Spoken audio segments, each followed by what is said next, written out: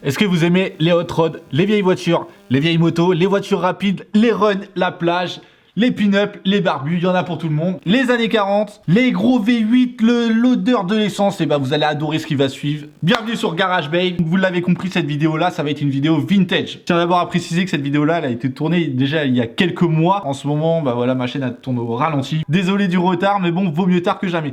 Donc voilà, si vous adorez tout ça, franchement, vous allez adorer ce qui va suivre. Aujourd'hui, voilà, on va aller à Ouistreham, pas loin de chez moi en Normandie, pour voir des runs sur la plage. Et oui, vous avez bien entendu, des runs sur la plage. Allez hop, c'est parti. Je vais vous mettre tout de suite dans l'ambiance des années 40. Regardez-moi ça, à peine arrivé sur le parking. Oh là là, un putain de hot rod de ouf, il est magnifique.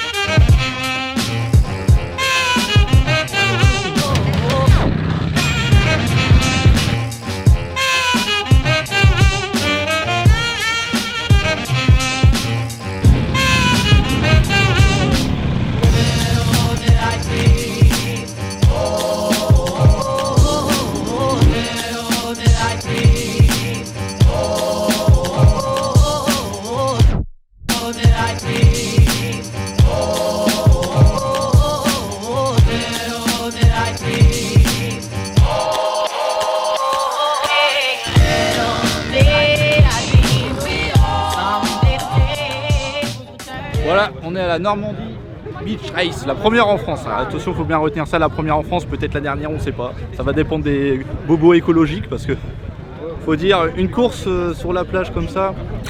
Donc pour le programme, donc, ça a commencé vraiment les hostilités hier par le contrôle technique de toutes les voitures parce que évidemment il y a des normes à respecter pour avoir l'autorisation de rouler à cette compétition là parce que c'est un peu comme une compétition. 3 ou 4 passionnés en fait qui ont réussi cet exploit d'organiser un tel événement en France. Donc c'est des passionnés qui ont fait le Gentleman, je sais plus quelle course, en Californie en 2016. Donc voilà, là ils réitèrent ici en Normandie. Donc il y a à peu près 80 inscrits pour cette course là. Alors ensuite ça a commencé à 9h par l'exposition qui se trouve juste en dessous. Et à 10h c'était le début des courses. Donc jusqu'à 17h et à 18h c'est la remise des prix et après ils font un apéro. Donc voilà. Et le lendemain, faut pas oublier, ils nettoient la plage pour vraiment que ce soit propre. Une chance c'est qu'il fait super beau.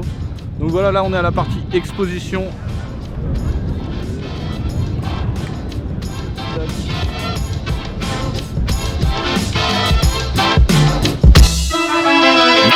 Are going on a run.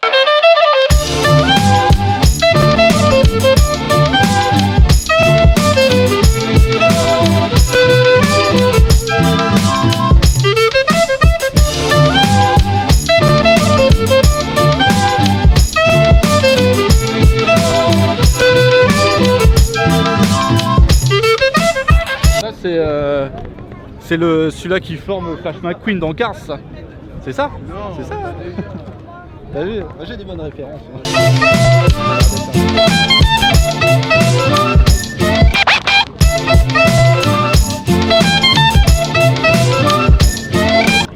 Bon alors comme vous voyez on a beaucoup de hot rod ici. Donc le principe du hot rod, c'est pas moi qui va vous l'expliquer. On est venu avec un expert, Romain. Voilà Romain, donc le principe d'un hot rod c'est quoi? Donc le hot rod en gros c'est on va prendre une voiture, une Ford, il y a beaucoup, les Ford sont très populaires, une Ford des années 30, 40, tout ce qui est avant-guerre et on va y greffer un gros moteur V8 beaucoup plus puissant que ce qui équipait ces voitures là d'origine qui étaient dotées de 4 cylindres ou de 6 cylindres qui étaient peu puissants. Donc le principe c'est qu'on va mettre un gros moteur, donc principalement des V8 et puis on va venir couper le toit pour la rabaisser, donner un look un peu plus agressif, voilà, et puis après on la rabaisse, enfin c'est du custom, donc après chacun fait ça un petit peu à sa sauce, et puis ça donne des résultats complètement différents. On voit celle-ci, on va voir celle qui est là-bas qui est orange, qui n'est pas tout à fait dans le même esprit, avec des flancs blancs, etc. Enfin tout le monde met sa petite touche. Et c'est ça qui est vraiment sympa dans les hot rods quoi. C'était des voitures qui n'étaient pas très chères. Et c'est ce genre de véhicule à châssis assez simple, c'était facile à modifier. Et donc bah, c'était pas cher, c'était facile à modifier, donc ça a vite fait le bonheur des petits bricolos dans les années 60, de se dire bah voilà on a ça qui traîne, on a un V8 là, on a un moteur, on va faire un mix et on va aller s'amuser avec ça. Et ça a fait vraiment un effet de mode. Évidemment donc c'est des courses de voitures et motos et du coup il y a énormément de motos ici, c'est un truc de malade. Et ils sont trop stylés. Et c'est là-bas qu'il y a les courses. C'est quand même ouf On a les gens qui se baignent ici. Et juste là, il y a des runs automobiles. Franchement, c'est kiffant. On a le départ ici. Et l'arrivée, évidemment, 200 mètres plus loin. Donc on va aller regarder quelques runs ensemble. Je vais vous montrer ça, vous allez voir. Demain matin pour nettoyer. Bon, il y a des moments, c'est assez lent, on va pas se mentir, mais il y a des Et c'est parti.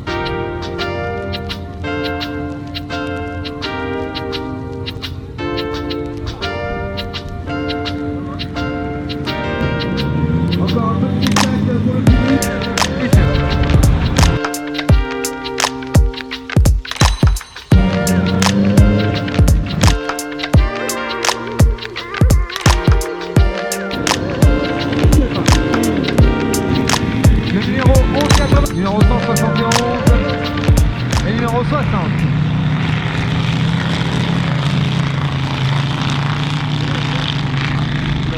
Départ.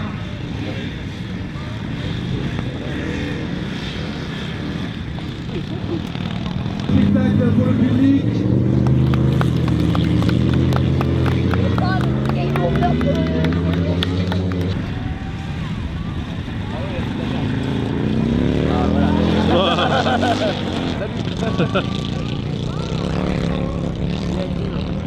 Je vais lui donner un petit espoir.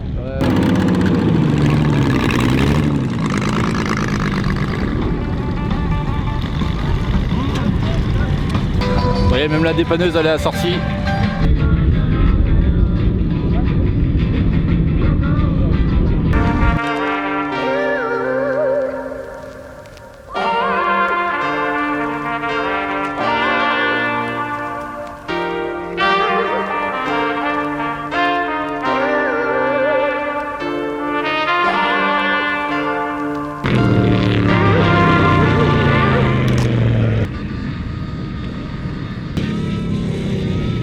Oufissime ce modèle, regardez.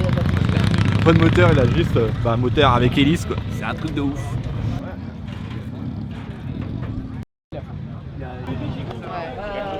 Bon, ils ont installé un petit barbeur ici. Ouais.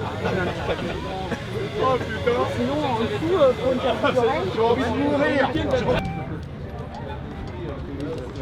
Donc voilà une des raisons pourquoi ils ont choisi cette plage là, parce que c'est un peu aussi un petit hommage au débarquement qu'il y a eu ici en Normandie. Il est méchant le devant. Aïe aïe aïe. Ah ouais, elle est tellement propre. Ça vient quand même d'assez de loin. Franchement là, c'est de la Danemark. Ouais, pour une première Sartec. Ah ouais? Kimka Ariane, ouais. Exact. Kimka Ariane. Putain, et c'est un bon. C'est ça. C'est un bon ce gars là, c'est un bon. C'est une voiture française des années 50 et il copiait le style des voitures américaines de ces années-là. Oh, elle est stylée celle-là. Sur la peinture mon chef. Là il s'est éclaté hein. Oh là là, elle est tellement classe à conduire les trucs comme ça.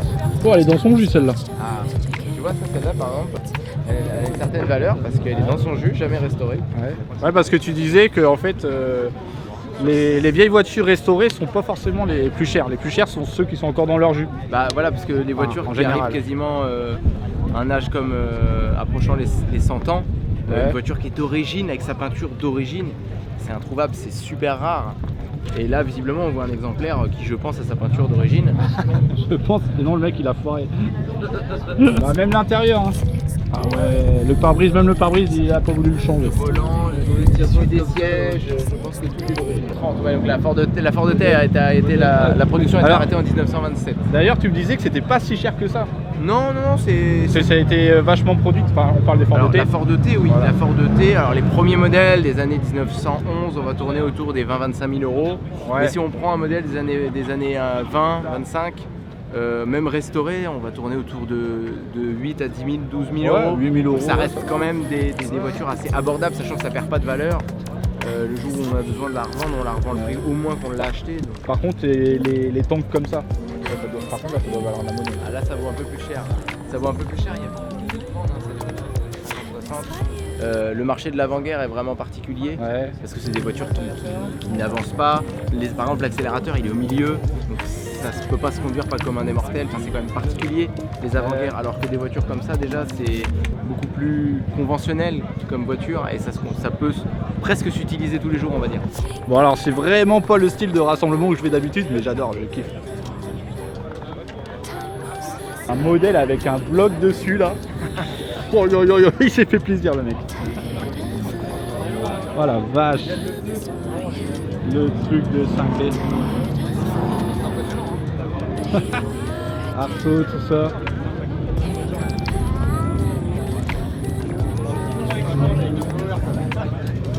Dommage qu'il court pas lui, ça aurait été... Enfin bon, tu parles et il ouvre les clapets, hop, il aspire 2 tonnes de sable. T'as vu la taille du compresseur? T'imagines, t'as un truc comme ça, tu mets un petit 2JZ de propulsion. Bon alors allez, tomber là. T'as vu, tiens. Tu vas bien? Un peu plus de ça. Déjà japonais. Dernier run terminé, là ils vont faire une parade, donc c'était prévu qu'ils finissent à 17h, mais la piste commence à être impraticable. Et les pilotes ainsi que les voitures fatigués, donc ils vont s'arrêter là, mais je vais vous filmer la parade là, puis on va s'arrêter là. Un grand bravo aux 3 organisateurs, Jean-Marc, Marc et Thomas, qui ont fait un boulot de dingue depuis 6 mois pour organiser cet événement. Et c'est à 16h30, le groupe Big Dude and the Hot Springs joue. C'est la fin de cette journée. Every competitor's pilot, the driver, the mechanic is 67. Merci et bravo à tout le monde.